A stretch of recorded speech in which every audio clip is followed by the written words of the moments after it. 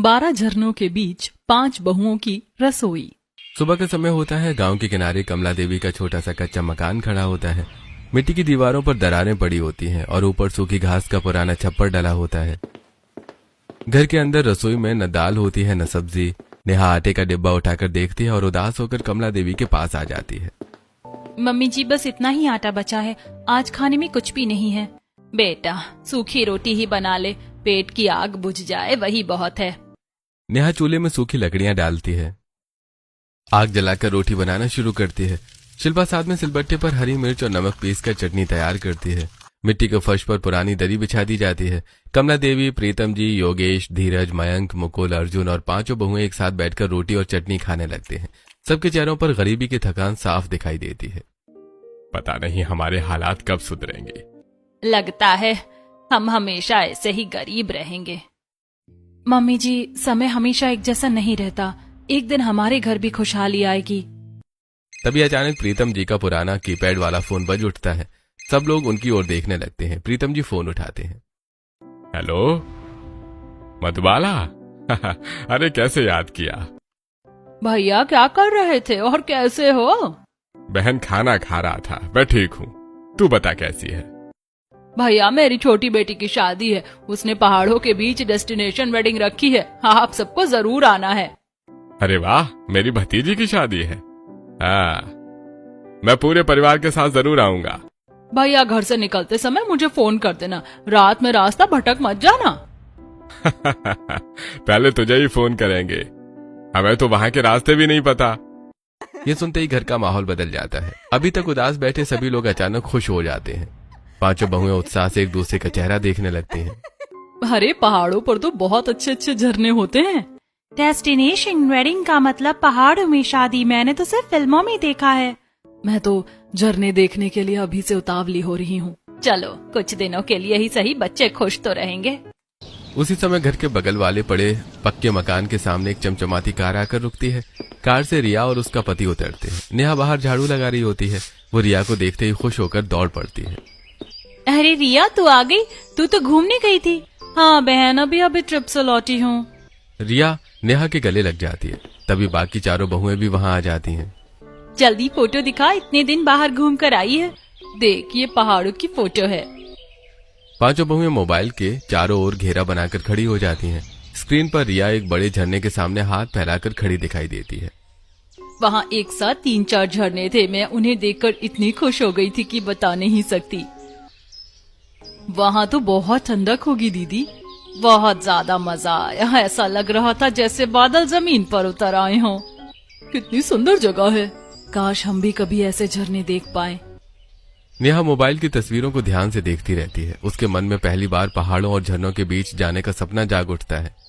अरे रिया, पता है हम भी ऐसी झरनों वाली जगह पर जा रहे हैं। हमारी बुआ जी पहाड़ों में रहती है, उनकी बेटी की डेस्टिनेशन वेडिंग है और हम सब वहाँ जाएंगे। सच में ये तो बहुत अच्छी बात है। हाँ, हम भी झरने देखेंगे, बहुत मजा आएगा। मैं तो अभी से सोचकर खुश हो रही हूँ। फिर तो वहाँ की खूब सारी फोटो खींचना और मुझे दिखाना। दीदी, हमारे पास तो बटन वाला फोन है, उसमें कहाँ फोटो खींचेंगे। लेकिन लौटकर हम आपको सब बताने जरूर आएंगे कि पहाड़ों का माहौल कैसा था। ठीक है बहनों, मैं इंतजार करूंगी। अगले दिन सुबह सुबह पूरा परिवार तैयार हो जाता है। सबने अपने सबसे अच्छे कपड़े पहन रखे होते हैं। हालांकि कपड़े पुराने और कई जगह से रफू किए होते हैं। वे गांव से ऑटो पकड़कर बस स्टैंड पहुंचते हैं। भैया, बस स्टैंड तक जल्दी पहुंचा दो। बैठ जाइए, अभी पहुंचा देता हूँ। थोड़ी देर बाद सब लोग बस में बैठ जाते हैं। खिड़की से खेत, पेड़ और छोटे छोटे गांव पीछे छूटते जाते हैं। प्रीतम जी अपनी बहन को फोन लगाते हैं। बहन, हम बस में बैठ गए हैं, आगे का रास्ता बता देना। हाँ भैया, चिंता मत करो, जहाँ शादी हो रही है बस वहीं उतर जाना। कई घंटे के सफर के बाद बस पहाड़ों के पास रुकती है। दूर से झरने की आवाज सुनाई दे रही होती है। पूरा परिवार सामान उठाकर आगे बढ़ता है और शादी वाली जगह पहुंच जाता है।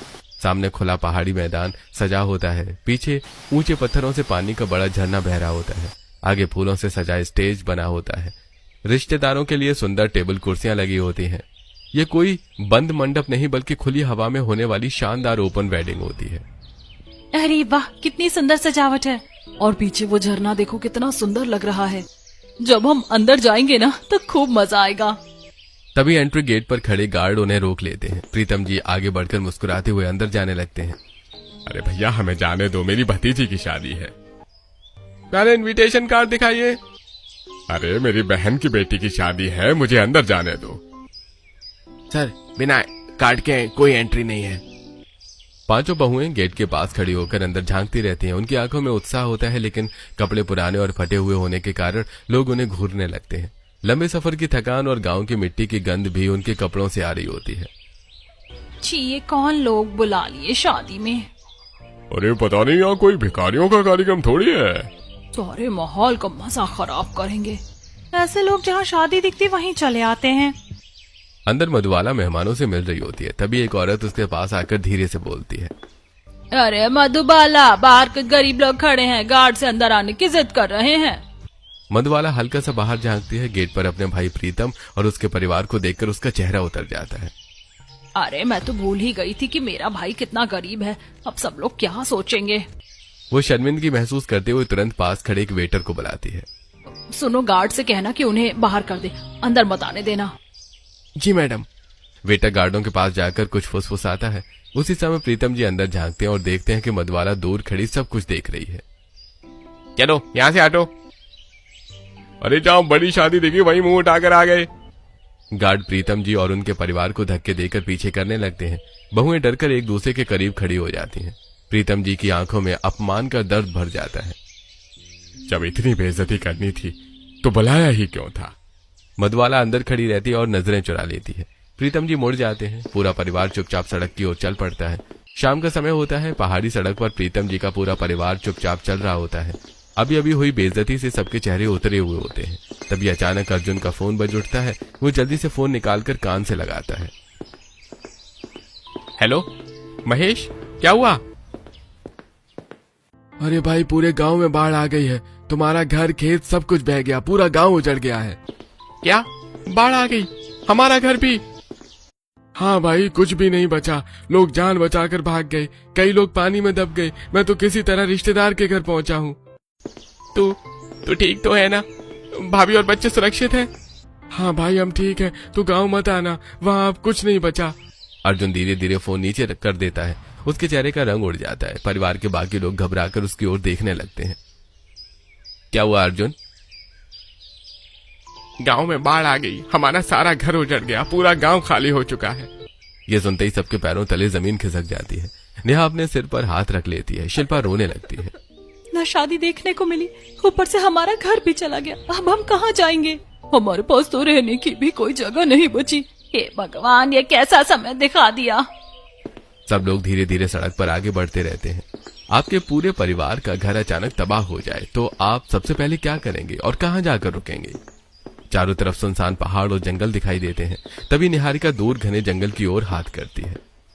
पापा जी देखिए, अगर हम इस रास्ते से चलें तो शायद गांव की तरफ पहुंच जाएं।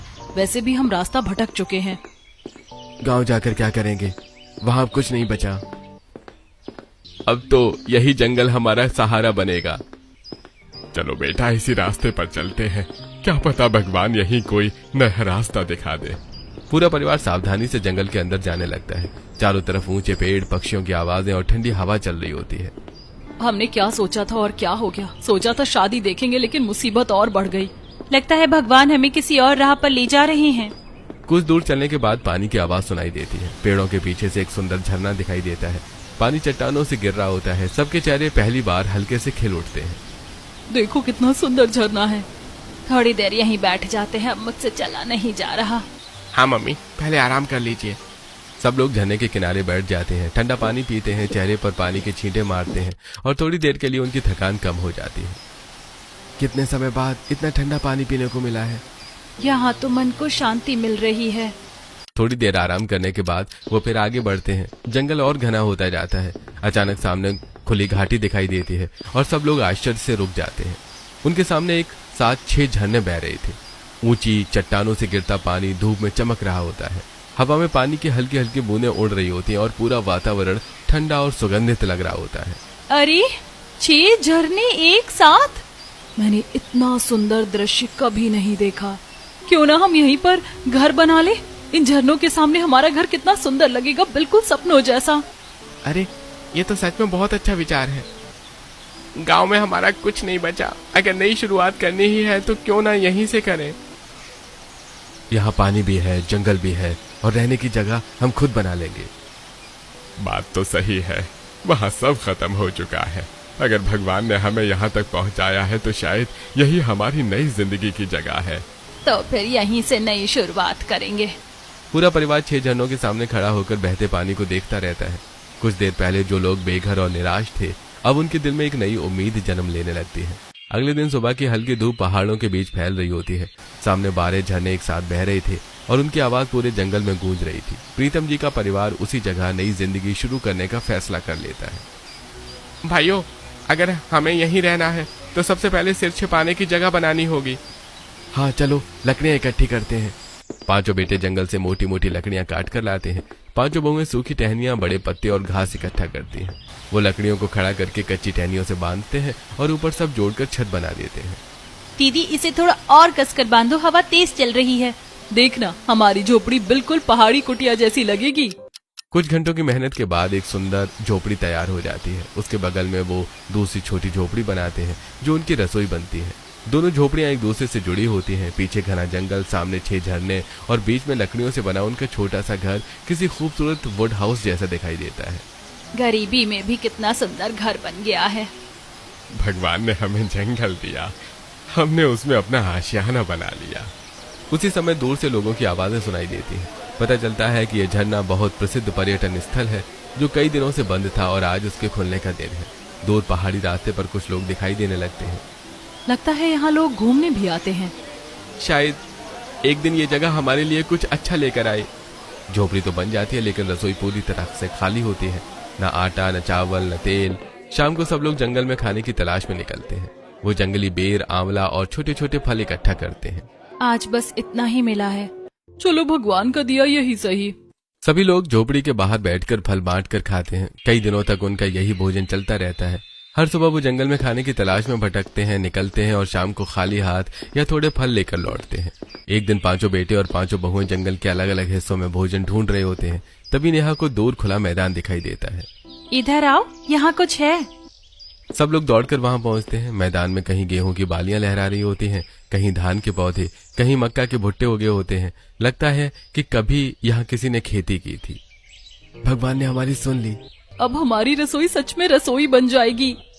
वो थोड़ी थोड़ी फसल काटकर घर लाते हैं। रसोई वाली झोपड़ी में मिट्टी का चूल्हा बनाया जाता है। नेहा गेहूं पीसती है, शिल्पा चावल साफ करती है और प्रियंका मक्का भूनती है। कितने दिनों बाद रोटी की खुशबू आ रही है। उस रात सब लोग गरम रोटियां, उबला चावल और भुना मक्का खाते हैं। साधारण भोजन भी उन्हें किसी दावत जैसा लगता है। दिन बीतने लगते हैं। सुबह वो जंगल में फल ढूंढते हैं, दोपहर में खेती से थोड़ा अनाज लाते हैं और शाम को अपनी छोटी रसोई में खाना बनाते हैं। उनका संघर्ष जारी रहता है लेकिन अब उनके पास जीने की उम्मीद होती है। एक शाम 5 बहुएं झरने के किनारे बैठी पानी की फुहारों का आनंद ले रही थी। तभी शिल्पा की नजर आगे बहती एक शांत छोटी नदी पर पड़ती है। दीदी देखो, यहाँ तो छोटी छोटी मछलियाँ तैर रही हैं। अरे, इसका मतलब हमारी खाने का एक और जुगाड़ हो गया। वो लकड़ी और बेलों से एक साधारण मछली पकड़ने का जाल बनाती है। बाल्टियों में कई छोटी मछलियां पकड़कर झोपड़ी में ले आती हैं। आज हमारी रसोई में पहली बार मछली बनेगी। शाम को चूल्हे पर मछलियां पकती हैं। लकड़ी के धुएं में उनकी खुशबू फैल जाती है। पूरा परिवार झोपड़ी के बाहर गोल घेरा बनाकर बैठता है और गरम मछली के साथ रोटियां खाता है। आज बहुत दिनों बाद पेट भी भरा और मन भी। कुछ समय बाद उनकी जिंदगी का यही नियम बन जाता है। झरनों के बीच छोटा घर, जंगल से भोजन, नदी की मछलियां और लकड़ी के चूल्हे की रसोई। एक रात तेज हवा चल रही होती है। सभी लोग झोपड़ी के अंदर बैठे होते हैं। बाहर झरनों की आवाज लगातार सुनाई दे रही होती है। कब तक हम जंगल के सहारे रहेंगे? हमें कुछ ऐसा करना होगा जिससे रोज की रोटी पक्की हो जाए। हाँ, लेकिन ये जंगल है, ना नौकरी का पता, ना काम का। हम भी समझ नहीं पा रहे हैं कि क्या करें। कुछ देर तक सब चुप रहते हैं। फिर प्रीतम जी शांत स्वर में बोलते हैं। बेटा, जो जैसे चल रहा है उसे चलने दो। जब भगवान हमें यहाँ तक लाए हैं तो आगे का रास्ता भी वही दिखाएंगे। बस हिम्मत मत हारो। हम सब साथ हैं, यही हमारी सबसे बड़ी ताकत है। बहुएं चूल्हे पर मक्के की रोटी बनाती हैं। सब लोग सादा खाना खाते हैं और झोपड़ी की दीवार से टिककर सो जाते हैं। अगली सुबह बाहर तेज हवा चल रही है। आसमान में बादल गरज रहे होते हैं और जंगल से जानवरों की आवाजें सुनाई दे रही होती हैं। झोपड़ी के अंदर कमला देवी मिट्टी के चूल्हे पर मक्के का पतला दलिया बना दे रही थी। नेहा भीगे हुए लकड़ी के टुकड़ों को आग में सुलगाने की कोशिश करती है, लेकिन धुआं उसकी आंखों में भर जाता है। दीदी, लकड़ियाँ पूरी भीग गई हैं, आग बार बार बुझ रही है। पता नहीं अजीब सी बेचैनी हो रही है। जंगल है तो अच्छा, लेकिन उतना ही डरावना है। तभी छप्पर से पानी टपकने लगता है। अर्जुन जल्दी से बर्तन रखकर पानी रोकता है। आज फिर छत टपक रही है। बेटा बस कुछ दिन और सह लो, यही संघर्ष हमें मजबूत बना रहा है। सब लोग आधा पेट दलिया खाकर एक दूसरे के पास सिमट कर बैठ जाते हैं। अगली सुबह 12 झरनों के सामने बनी छोटी लकड़ी की झोपड़ी के बाहर हल्की धूप फैली होती है। तभी दूर से कुछ पर्यटक आते दिखाई देते हैं। वे झरनों की फोटो खींचते हुए उनकी झोपड़ी की तरफ भी देखने लगते हैं। दीदी देखो, फिर लोग आ गए। पता नहीं रोज रोज यहाँ क्यों आ जाते हैं। धीरे धीरे ये रोज का दृश्य बन जाता है। कोई फोटो खींचता, कोई वीडियो बनाता, कोई झोपड़ी के सामने खड़ा होकर बातें करता। बहुओं को ये सब अजीब लगने लगता है। एक दिन दोपहर में वहाँ बहुत ज्यादा भीड़ लग जाती है। बच्चे शोर मचा रहे थे, लोग हंस रहे होते हैं, मोबाइल से वीडियो बना रहे होते हैं।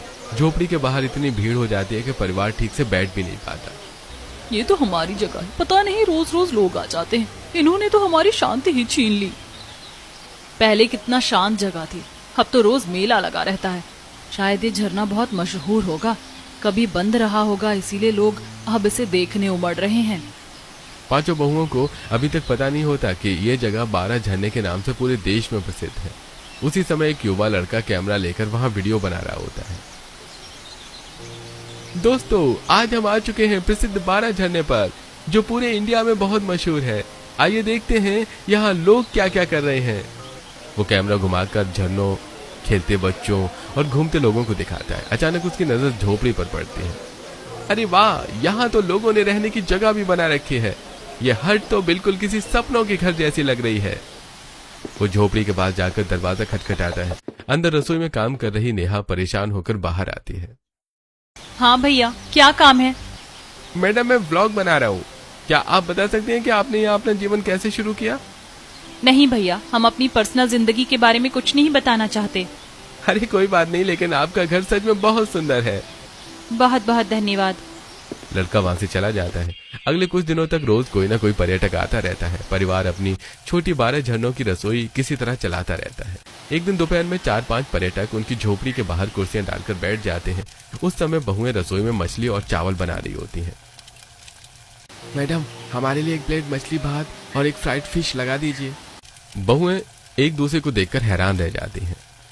इन्होंने क्या हमारे घर को कैंटीन समझ लिया है? लेकिन बात तो सही है, हमने अभी यही बनाया है, क्यों ना इन्हें दे दे। थोड़ा पैसा मिल जाएगा तो बुरा क्या है। वो अपने परिवार के लिए बनाया हुआ खाना थोड़ा अलग निकालकर पर्यटकों को दे देती हैं। कुछ देर बाद पर्यटक खाना खाते हुए खुश हो जाते हैं। अरे दीदी, इतनी स्वादिष्ट फ्राइड फिश मैंने आज तक नहीं खाई। सच में आपका खाना कमाल का है। वो खाना खत्म करके पैसे देकर जाते हैं। आपकी ये छोटी कैंटीन बहुत अच्छी चल सकती है, लोग इसके बारे में जरूर जानेंगे। क्या मैं आपकी एक वीडियो बनाकर अपने ब्लॉग में डाल सकता हूँ? हाँ भैया, बना लीजिए। पर्यटक चले जाते हैं। बहुएं पहली बार अपने हाथ में इतने पैसे देखकर हैरान रह जाती हैं। हमने तो सोचा भी नहीं था कि सिर्फ हमारे खाने से इतने पैसे मिल सकते हैं। हमें इसे अपना काम बना लेना चाहिए। लेकिन इसके लिए पैसा भी तो लगेगा। पैसा किस बात का? हमारे पास सबसे बड़ी चीज है ये सुंदर जगह। बाहर एक टेबल रखेंगे, 2 कुर्सियां रखेंगे और ताजा खाना खिलाएंगे।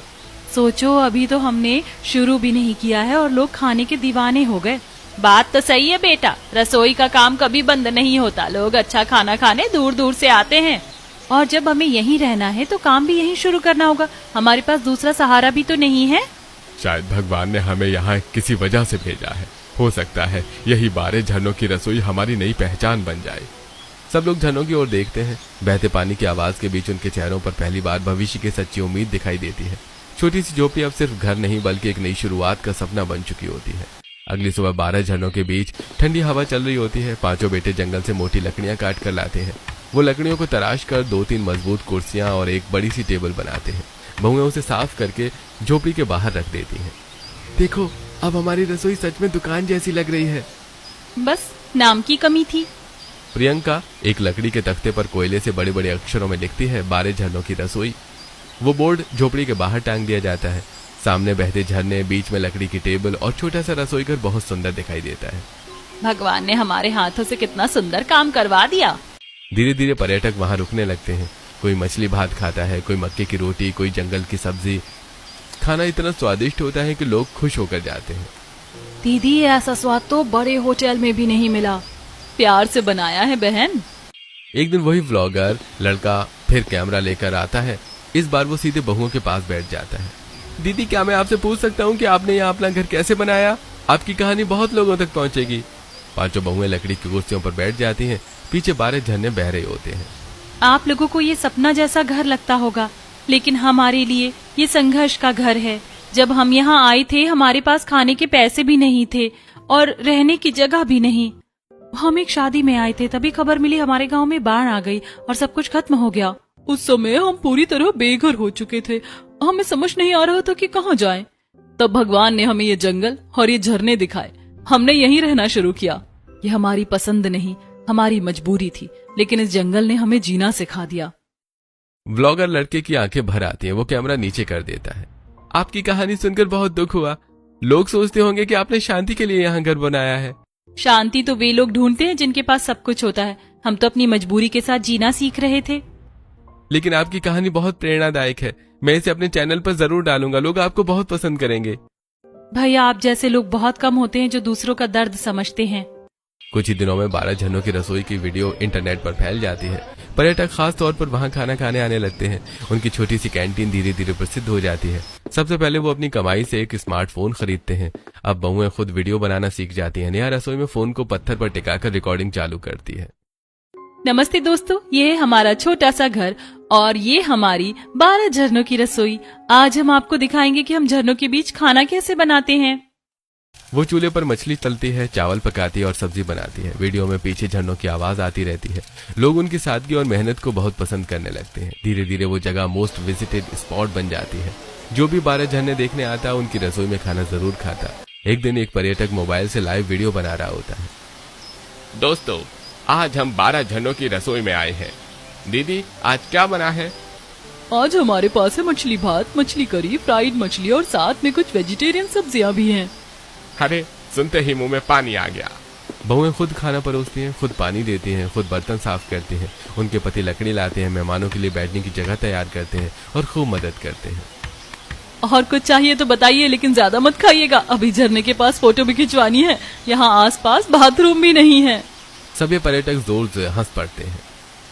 अरे दीदी, जब खाना इतना स्वादिष्ट हो तो पेट भर जाता है, मन नहीं भरता। बस बस, इतनी तारीफ मत करो वरना हम फीस बढ़ा देंगे। सब फिर से हंसने लगते हैं। उनके ऐसे ही मजेदार वीडियो सोशल मीडिया पर वायरल होने लगते हैं। लोग उन्हें प्यार से 12 झरनों वाली दीदियां कहने लगते हैं। कभी जंगल में फल ढूंढकर पेट भरने वाला ये परिवार अब अपने हाथों के स्वाद और मेहनत से नई पहचान बना चुका होता है। एक शाम मधुबाला अपने घर के आंगन में बैठी मोबाइल चला रही थी। उसका बेटा पास में बैठकर वीडियो स्क्रॉल कर रहा होता है। अचानक स्क्रीन पर 12 झरनों की रसोई का वीडियो चल पड़ता है। वीडियो में नेहा और बाकी बहुएं रसोई में खाना बनाती हुई दिखाई दे रही होती हैं। मम्मी देखो, मोहन मामा की बहुएं कितनी अच्छा काम कर रही हैं। क्या? दिखा तो सही। ये जो 12 झरने हैं ना, ये तो हमारे घर के पास ही हैं। देखो, इन्होंने यहाँ कैंटीन खोल ली है और कितना सुंदर घर बना लिया है। अरे, ये लोग कैंटीन चला रहे हैं।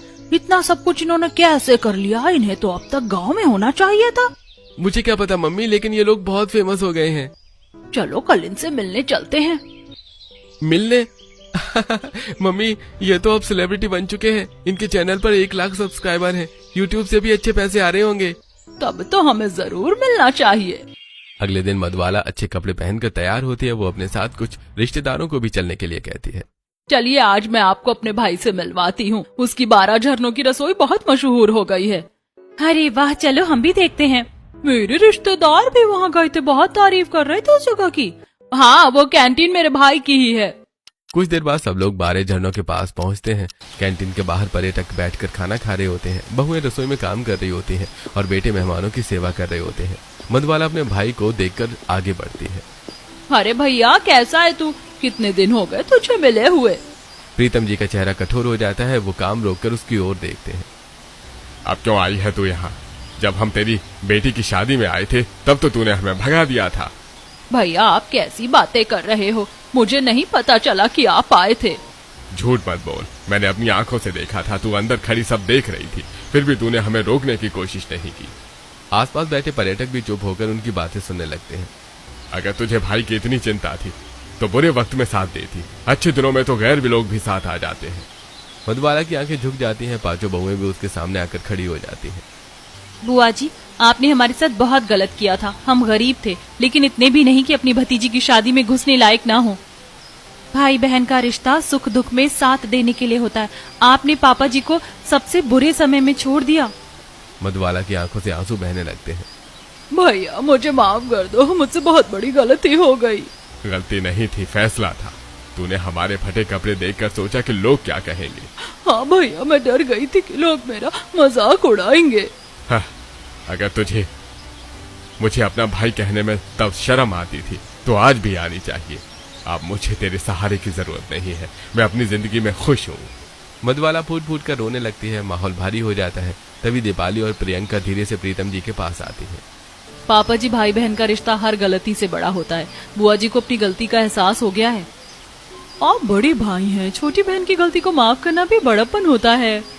प्रीतम जी कुछ क्षण चुप रहते हैं। उनके चेहरे का गुस्सा धीरे धीरे नरम पड़ने लगता है। मधुबाला रोते हुए उनके पास आ जाती है। भैया एक बार माफ कर दो, मैं सच में शर्मिंदा हूँ। प्रीतम जी उसे अपने गले से लगा लेते हैं। मधुबाला फूट कर रो पड़ती है। आसपास खड़े लोग भावुक हो जाते हैं और तालियां बजाने लगते हैं। चलो, आज परिवार फिर से जुड़ गया। बारिश झरनों की आवाज के बीच भाई बहन का वर्षों पुराना रिश्ता फिर से जुड़ जाता है। बहुएं मुस्कुराकर एक दूसरे को देखती हैं। मधुबाला भी उस दिन खुशी खुशी बहुओं के हाथ का खाना खाती है। भाभी, आपकी बहुओं के हाथ में सच में जादू है, ऐसा स्वाद मैंने कहीं नहीं खाया। अब ये सब भगवान की कृपा है बहन। मधुबाला सबको आशीर्वाद देकर अपने घर लौट जाती है। कुछ ही महीनों में 12 झरनों की रसोई बहुत प्रसिद्ध हो जाती है। दूर दूर से लोग वहां खाना खाने आने लगते हैं। कैंटीन पर रोज भीड़ बढ़ती जाती है। बहुओं के वीडियो सोशल मीडिया पर वायरल हो जाते हैं। एक दिन उनकी कहानी सरकारी अधिकारियों तक पहुंच जाती है। अगले सप्ताह कुछ सरकारी गाड़ियां झरनों के पास आकर रुकती हैं। अधिकारी परिवार से मिलने आते हैं। सभी लोग घबराकर बाहर आ जाते हैं। हमें आप लोगों से जरूरी बात करनी है। जी साहब, कहिए। ये जगह संरक्षित पर्यटन क्षेत्र है। यहाँ स्थायी घर बनाकर रहना नियम के खिलाफ है। अगर आज आप रहेंगे तो कल और भी लोग घर बना लेंगे। इससे जंगल और पर्यावरण को नुकसान पहुंच सकता है। परिवार एक दूसरे का चेहरा देखने लगता है। उन्हें दुख तो होता है, लेकिन अधिकारी की बात समझ में आती है। साहब, हम मजबूरी में यहाँ रहने लगे थे। हमें आपकी कहानी पता है, इसलिए सरकार आपको बेघर नहीं छोड़ेगी। शहर में आपके रहने के लिए घर की व्यवस्था की जाएगी। तो क्या हमें ये जगह छोड़नी पड़ेगी? रहने के लिए हाँ, लेकिन आपकी छोटी झोपड़ी और रसोई को पर्यटन कैफे के रूप में रहने दिया जाएगा, क्योंकि ये यहाँ की पहचान बन चुकी है। परिवार भारी मन से अपनी रहने वाली झोपड़ी खाली करने लगता है। वो सामान समेटते हैं, लकड़ी की दीवारों को हटाते हैं और झरनों को आखिरी बार उसी तरह देखते हैं जैसे कोई अपना घर छोड़ते समय देखता है। यहीं हमने सबसे ज्यादा संघर्ष किया था और यहीं से हमारी जिंदगी बदली भी थी। कुछ दिनों बाद सरकार उन्हें शहर में एक छोटा लेकिन पक्का घर दिला देती है। सब अब परिवार शहर में रहने लगता है। झरनों के पास बनी उनकी रसोई को सुंदर कैफे में बदल दिया जाता है, जिसके बाहर बड़ा बोर्ड लगा होता है, 12 झरनों का कैफे। 3 बेटे और 3 बहुएं रोज कैफे संभालती हैं। कोई खाना बनाता है, कोई ग्राहकों को परोसता है, कोई हिसाब रखता है। बाकी 2 बेटे शहर में काम पकड़ लेते हैं, जिससे परिवार की आर्थिक स्थिति मजबूत होने लगती है। अरे, अब हर महीने का घर का खर्च आसानी से चल जाता है। सोचो, कभी हम फल ढूंढ कर खाते थे और आज अपना कारोबार चला रहे हैं। कमला देवी और प्रीतम जी कभी शहर वाले घर में रहते हैं, कभी झरनों के कैफे पर आकर बैठ जाते हैं। उन्हें वहां की ठंडी हवा और बहते पानी की आवाज आज भी अपने पुराने संघर्षों की याद दिलाती है। भगवान ने हमसे घर लिया जरूर, लेकिन सम्मान और रोजी रोटी दे दी। यही सबसे बड़ी दौलत है। धीरे धीरे 12 झरनों का कैफे पूरे इलाके की पहचान बन जाता है। पर्यटन वहां सिर्फ झरने देखने नहीं, बल्कि उस परिवार की मेहनत और संघर्ष की कहानी सुनने भी आने लगते हैं। एक समय जो परिवार बाढ़ में सब कुछ खोकर जंगल में भटक रहा था, वही आज अपनी मेहनत, एकता और हिम्मत से सम्मान के साथ जीवन जी रहा होता है। 12 झरने अब भी बह रहे होते हैं, लेकिन इस बार उनकी आवाज में संघर्ष नहीं, सफलता की गूंज सुनाई देती है। क्या आपका भी कभी ऐसा सपना रहा है कि झरनों के बीच आपका एक छोटा सा घर हो और आप वहां शांति से अपना जीवन बिताएं? अगर हाँ, तो कमेंट में जरूर बताइए।